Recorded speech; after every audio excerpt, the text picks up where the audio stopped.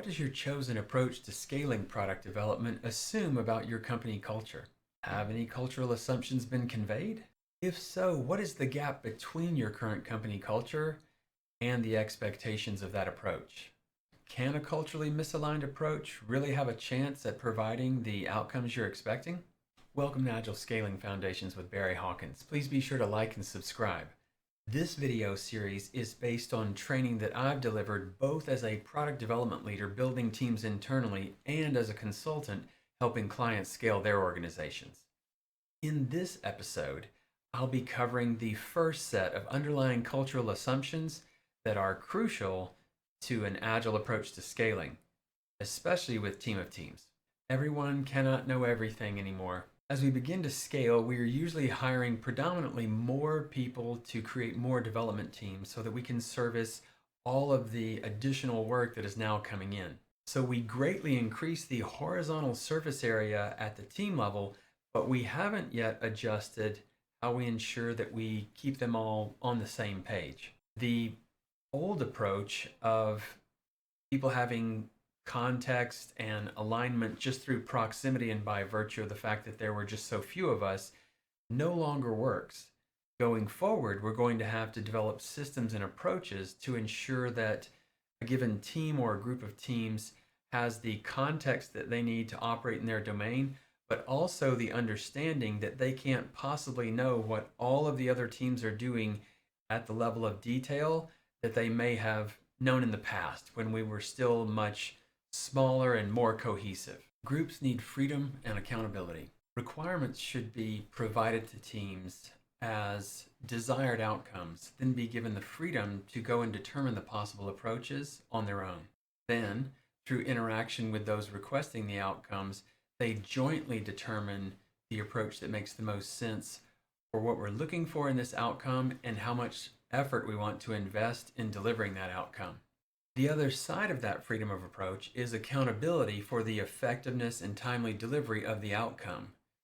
These together form the cycle by which trust is established and maintained between leadership and stakeholders and the development teams. Without that freedom of approach, teams can slow down while they wait on whoever it is that's supposed to prescribe what they're supposed to do, or even run in the wrong direction due to a lack of clarity on expectations and priority. Without accountability, leadership and stakeholders can become anxious and frustrated as the quality and timeliness of delivery begins to slip. That often then results in heavily prescriptive requirements and being told what to do, which creates a vicious cycle eroding trust between leadership and the teams. Partnership is not optional. Leadership and functional disciplines must be committed to working together and becoming more effective at working together cross-functionally in order for agile scaling to work. If one or more functional disciplines refuses to cooperate, it can completely undermine everyone else's effort in trying to improve how we're working and orchestrate more effectively at scale. One final note on cultural assumptions.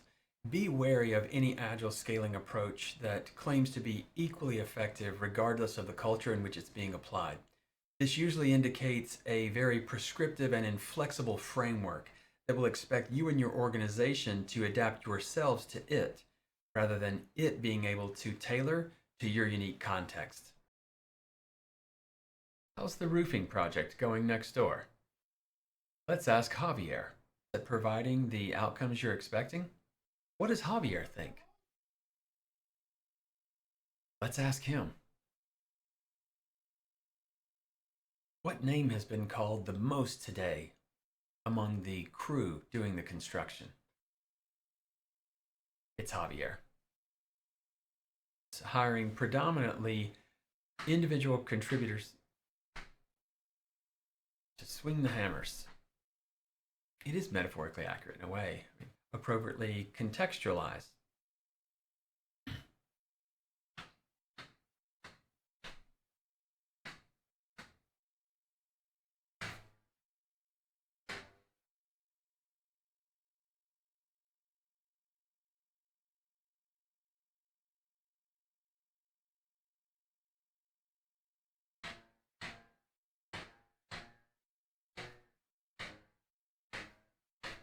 and the team that is doing the development work.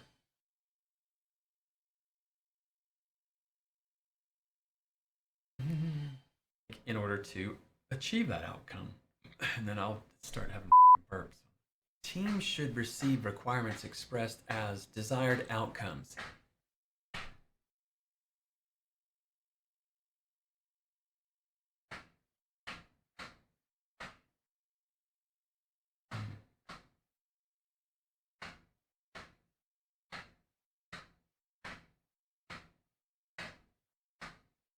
Trade-offs on priority at any given point in time. If a board is loose, sometimes it has to be hammered down, no matter how late in the day it's become. This usually reflects either a highly and other product development videos are uploaded.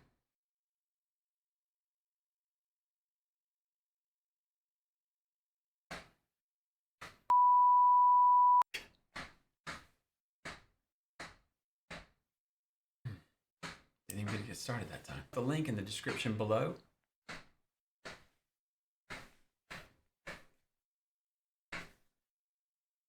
Oh, I need wine. When new Agile scaling foundations, it's like at every foundations, like every time I get to there, it's almost like they're waiting. Thanks for watching. Please be sure to like, subscribe, and click the notifications icon so that you'll be first to know when new Agile Scaling Foundations episodes and other product development videos are uploaded. If you would like support on your scaling journey, check out the link in the description below for more on how you can work with me.